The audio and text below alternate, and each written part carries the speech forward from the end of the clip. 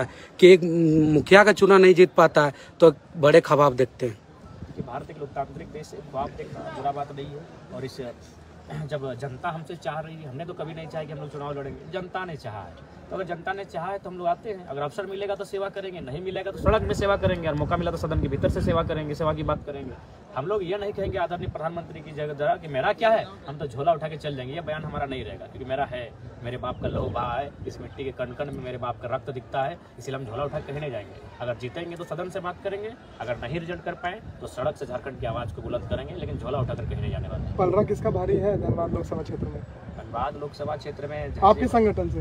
हमारे संगठन से तो ऐसे दमदार प्रत्याशी सामने नहीं आए, लेकिन हम लोग उम्मीद करेंगे कि संगठन एक टीम यूनिट के रूप में काम करें और उस प्रत्याशी को जीतने की स्थिति में लाके खड़ा कर देंगे। 2 दिन में हम लोग घोषित कर देंगे।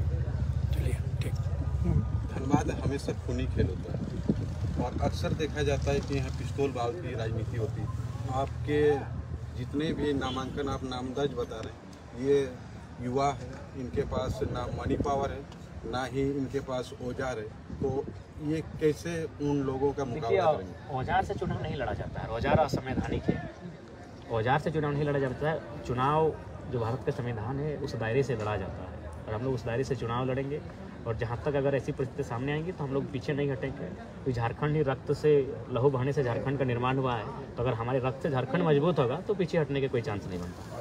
धनबाद में बीजेपी के साथ टक्कर होने वाला है और बीजेपी के पास तो काफ़ी फाइनेंशियल है, आपके पास ना फाइनेंशियल है ना ही आपके पास बड़ा इनकम सोर्सेस है, तो आखिर आप धनबाद में कैसे प्रमोट कीजिएगा?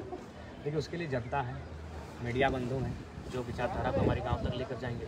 आज सोशल मीडिया इंटरनेट का ज़माना है और नरेंद्र मोदी आदरणीय अगर प्रधानमंत्री बने तो इंटरनेट का बहुत बड़ा रोल है। 2014 से पहले हम भी सच में नहीं जानते थे उनको।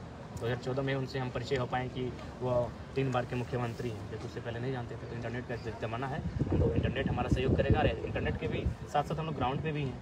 आज लगभग 12 करोड़ 37 लाख का मुआवजा महीने 6 महीना ग्राउंड पे। इंटरनेट और IT से कभी कभी अफवाहों को भी इतना बहा देता है कि झूठ को भी सच बतला देता है जी, ये तो ये फिर कैसे होगा? उसके लिए हमारी एक विशेष टीम रहेगी और वो उन चीज़ों को हैंडल करेगी, टेक ओवर। सर, आपने गिरिडीह के लिए जगह चुने कि वहाँ से आप लोकसभा लड़िएगा और JMM अपना उम्मीदवार के रूप में मथुरा प्रसाद महतो जी को दे रहे हैं, जो कि आपके अभिभावक स्वरूप भी रह चुके हैं। तो आप किस तरह के वहाँ के उम्मीदवार और आप दोनों में देखिए, आपने मेरा एक स्टेटमेंट सुना होगा। मैंने ये कहा कि अगर मुझ में राजनीतिक लक्षण नहीं है, मुझ में अगर राजनेता का गुण नहीं है, तो मेरी माँ भी मुझे वोट ना दे, मैं इस बात को कहूँगा। अगर मुझ में राजनीतिक समझ है, राजनीतिक चेतना है और राजनीतिक करने का लक्षण दिखता है तो मेरी माँ भी मुझे वोट दे। तो फिर अभिभावक है, मानते हैं, उनके विद्यालय में, चूँकि मेरे पिताजी के दोस्त रहे हैं, उनके विद्यालय में हम पढ़े हैं निःशुल्क, तो सच्चाई है। लेकिन राजनीति अलग चीज़ है, राजनीतिक विचारधारा अलग चीज़ है।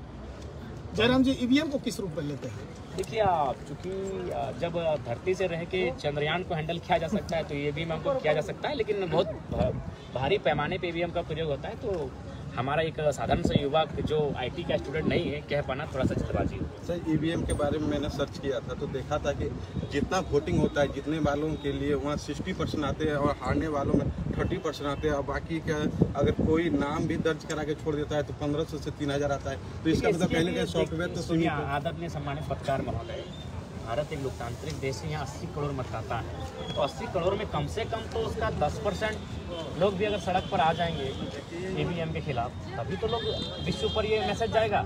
हमारे और आपके कहने से तुरंत बदलाव नहीं आएगा। इसीलिए अगर वास्तव में EVM देश के लिए बेहतर नहीं है तो यह देश की 80 करोड़ जनता को पहले अपने राजनीतिक चेतना लाने की आवश्यकता है, उसके बाद EVM पर बात उनको करनी चाहिए। मैं समर्थन में रहूँगा। आप दोनों में से बेटर किसको मानते हैं? किसमें? EVM। देखिए, दोनों की अपनी अपनी परिस्थितियाँ। अगर EVM को अगर छेड़छाड़ ना किया जाए तो EVM भी गलत नहीं है, लेकिन छेड़छाड़ की आशंका जताई जा सकती है। देखिए, अगर आप मतपेटी को भी देखेंगे, उस समय भी बाहुबलियों का राज था, मतपेटी भी कोविड बोर्ड होता था, उठा के कब्जा करके ले जाते थे।